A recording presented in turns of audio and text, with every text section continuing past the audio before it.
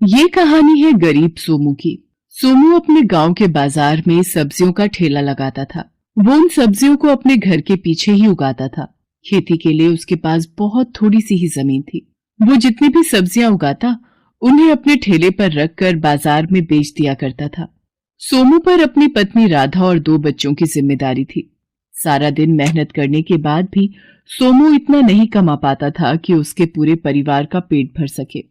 फिर एक दिन, हे भगवान, बस यही बाकी रह गया था। सोनू, पिंकी, कितनी बार समझाया है तुम दोनों को कि ठेले के ऊपर चढ़कर मत खेला करो। देखो क्या कर दिया तुम दोनों ने। इधर आओ जरा, आज मैं तुम दोनों को नहीं छोड़ूंगा। दोनों बच्चों ने ठेले के ऊपर कूद कूद कर उसे तोड़ दिया था। ये देखकर सोमू को बहुत गुस्सा आ रहा था।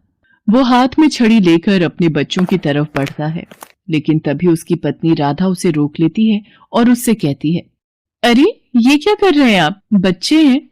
देख क्या किया है तेरे लाडलों ने। अब तू ही बता, कैसे लेकर जाऊंगा बाजार में सब्जियां। सोनू, पिंकी, चलो माफी मांगो बाबा से। सच में इस बार तो तुम लोगों ने बहुत बड़ी गलती की है। माफ कर दो बाबा, जानबूझकर नहीं किया। हाँ बाबा, गलती हो गई, माफ कर दो। आगे से कभी ठेले पर नहीं चढ़ेंगे। अब क्या नहीं चढ़ोगे? ठेला बचा ही कहाँ है? सालों पुराना ठेला था मेरा, किसी तरह काम चला रहा था। अब तो इसकी मरम्मत भी नहीं हो सकती और नया ठेला लेने के लिए मेरे पास पैसे नहीं है। सोमू उदास होकर वहां से चला जाता है और घर के पीछे जाकर सब्जियां तोड़ने लगता है। तभी राधा उसके लिए खाना लेकर वहां आती है और सोमू से कहती है, सुनिए जी, धीरज रखिए। ऊपर वाला जब मुसीबत देता है तो उसका हल भी जरूर देता है। कुछ ना कुछ कर ही लेंगे। चलो अब ये चिंता छोड़ो और खाना खा लो। यहीं रख दो, खा लूंगा। राधा खाना छोड़कर घर के अंदर चली जाती है। सोमू सारी सब्जियां तोड़कर जमीन पर रख लेता है और फिर हाथ धोकर जैसे ही खाने की तरफ बढ़ता है तो वहां एक बूढ़ी अम्मा आ जाती है और सोमू से कहती है, बेटा, बुढ़िया को कुछ खिला दे बेटा, भगवान तेरा भला करेगा। भगवान क्या भला करेगा अम्मा, उसने तो सारी मुसीबतें मेरे ही नसीब में लिख दी हैं। खैर, तुम्हें भूखा नहीं जाने दूंगा। ये लो, खा लो। सोमू बूढ़ी अम्मा को अपना खाना दे देता है। बूढ़ी अम्मा खुशी खुशी वो खाना खा लेती है और फिर सोमू से कहती है, बेटा, तू और तेरी घरवाली बहुत अच्छे हैं। मैं जब भी तेरे दरवाजे पर आई हूँ कभी भूखी वापस नहीं लौटी। तू देखना बेटा, भगवान तेरी जरूर सुनेंगे। हाँ अम्मा, मेरी तो सुन नहीं रहे, काश तुम्हारी ही सुन ले भगवान। वैसे बात क्या है बेटा, तुझे इतना परेशान तो कभी नहीं देखा इससे पहले। सोमू अपनी सारी परेशानी बूढ़ी अम्मा को बताता है। सोमू की बात सुनकर बूढ़ी अम्मा मुस्कुराती हैं और वहां से चली जाती हैं। फिर कुछ ही देर बाद वो बूढ़ी अम्मा वापस आती हैं। उनके हाथों में एक बड़ी सी टोकरी थी। वो उस टोकरी को सोमू को देते हुए उससे कहती हैं, ले बेटा, ये रख ले, जा इसमें रखकर बेच अपनी सब्जियां।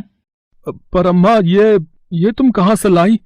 पुरानी टोकरी है, सालों से है मेरे पास। अब मेरे तो हाथ पैरों में जान नहीं कि इसका कुछ इस्तेमाल कर सकूं। बस इतना याद रहे बेटा, इस टोकरी पर टोक लग जाएगी अगर तेरे मन में लालच आया तो। बहुत बहुत शुक्रिया अम्मा, तुम नहीं जानती तुमने कितनी बड़ी मदद की है मेरी। बूढ़ी अम्मा सोमू के सिर पर हाथ रखकर उसे आशीर्वाद देती है और फिर वहां से चली जाती है। सोमू अपनी सारी सब्जियों को उस टोकरी में रख लेता है और फिर उस टोकरी को अपने सिर पर रखकर उसे बाजार ले जाता है। उस दिन सोमू की सारी सब्जियां बहुत ही तेजी से बिक रही थीं। उसे हर तरफ से ग्राहकों ने घेर रखा था। लेकिन अजीब बात यह थी कि सारा दिन ढेर सारी सब्जियां बेचने के बाद भी शाम को सोमू की टोकरी सब्जियों से भरी ही थी। ये देखकर सोमू को अपनी आंखों पर विश्वास नहीं हुआ। ये कैसे? मैं तो कब से सब्जी बेच रहा हूँ, फिर ये सब्जियां खत्म क्यों नहीं हो रही? कहीं ये कोई सपना तो नहीं है? सोमू फौरन अपनी जेब में हाथ डालता है। उसकी जेब पैसों से भरी थी जो उसने सारा दिन सब्जी बेचकर कमाए थे। हे भगवान, ये क्या जादू है? सोमू ने टोकरी उठाई और अपने घर की तरफ चल दिया। रास्ते में उसे कई लोगों ने रोका और उससे सब्जी खरीदी, लेकिन फिर भी सोमू ने घर पहुंचकर देखा कि उसकी टोकरी अब भी सब्जियों से भरी हुई थी। सोमू असमंजस में था और सब्जी की टोकरी को घूरे जा रहा था।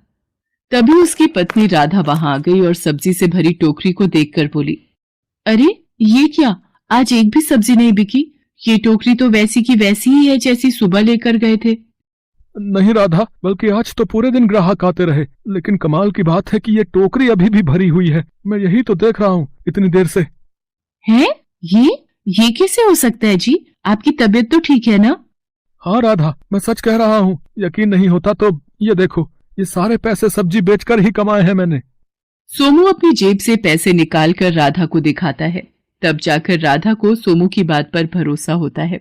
वो सोमू से कहती है, देखा जी, मैं ना कहती थी भगवान हमारी मदद जरूर करेंगे, तभी तो उन बूढ़ी अम्मा को हमारी मदद के लिए भेज दिया उन्होंने। मुझे तो पूरा विश्वास है ये टोकरी जादुई है, जादुई।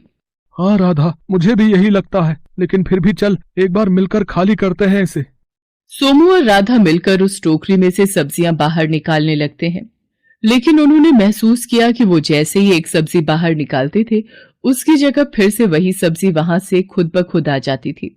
वो टोकरी में से सब्जी निकालते रहे और सब्जियां अपने आप बढ़ती रहीं। ऐसे ही कई घंटे बीत गए और सोमू के घर में हर तरफ सब्जियों का ढेर लग गया। वाह राधा, अपनी तो किस्मत खुल गई। ये टोकरी तो सचमुच जादुई है राधा। हाँ, ठेला क्या चीज है, अब तो हम जो चाहे वो खरीद सकते हैं जी। सोमू के पास अब बेचने के लिए बहुत सारी सब्जियां थी। वो गांव के बड़े दुकानदारों को घर बुलाकर अपनी सब्जियां उन्हें बेच देता है। वो लोग खुद ही सोमू के घर से सारी सब्जियां उठवा कर ले जाते हैं। इस तरह सोमू की सारी मुसीबतें एक ही पल में उस जादुई टोकरी ने हल कर दी थी। सोमू और राधा हर रोज मिलकर टोकरी से खूब सारी सब्जियां निकालते और फिर उन्हें बेच दिया करते। इस तरह कुछ ही दिनों में सोमू काफी अमीर हो गया। उसने खुद सब्जियां उगाना छोड़ दिया और अब एक बड़े से घर में अपने पूरे परिवार के साथ रहने लगा। फिर एक दिन, राधा, मैं एक बात सोच रहा था। हाँ बोलिए ना। अगर इस टोकरी में सब्जियां कभी खत्म नहीं होती तो दूसरा सामान भी तो खत्म नहीं होगा ना? राधा सोमू का इशारा समझ गई थी। उसने तुरंत अपने गले से सोने का हार उतारकर उस जादुई टोकरी में डाल दिया और फिर कुछ देर बाद जब राधा उस हार को उठाने के लिए आगे बढ़ी तो टोकरी को देखकर चौंक गई। अरे अरे, ये क्या, सुनिए, इधर आइए जल्दी। सोमू जाकर टोकरी में देखता है। वो पूरी तरह से खाली थी। टोकरी में ना तो सोने का हार था और ना ही कोई सब्जी उसमें थी। सोमू और राधा को कुछ समझ नहीं आ रहा था। उन्होंने पास ही रखी एक लौकी उस टोकरी में डाली। वो लौकी टोकरी में डालते ही गायब हो गई। सोमू ने अपना सिर पकड़ लिया। अब उसे बूढ़ी अम्मा की कही आखिरी बात याद आ रही थी। बस इतना याद रहे बेटा, इस टोकरी पर टोक लग जाएगी अगर तेरे मन में लालच आया तो। सोमू समझ गया था कि उसे उसके लालच की सजा मिली है। वो टोकरी अब भी जादुई थी, लेकिन उसका जादू सोमू को अमीर नहीं बल्कि वापस गरीब बनाने के लिए